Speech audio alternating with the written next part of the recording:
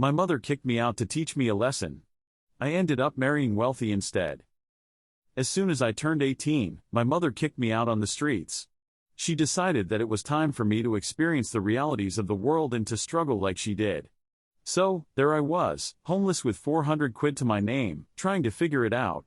I couch surfed at some friends until I got a job at a fast food outlet and eventually rented a room in a shared flat. I was always very academic at school, so I decided to apply for university and take out a loan. Strangely, I kept in touch with my mom and she used to get angry whenever I told her about my plans for further study.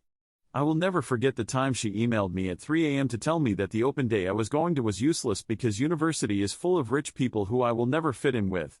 Eventually, I stopped telling her about my life. Long story short, I ended up going to university, where I met my now partner.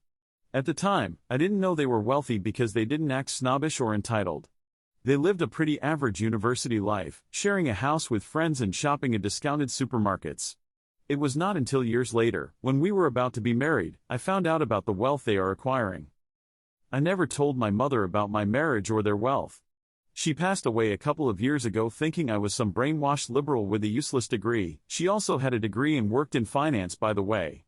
What she never realized was that by going to university, I enabled myself to build a life worth living. And for those wondering, no, I'm not some stay-at-home wife drinking matcha and doing Pilates.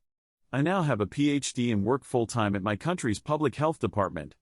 I'm so grateful for the life I built myself. I love my partner and we have a wonderful relationship.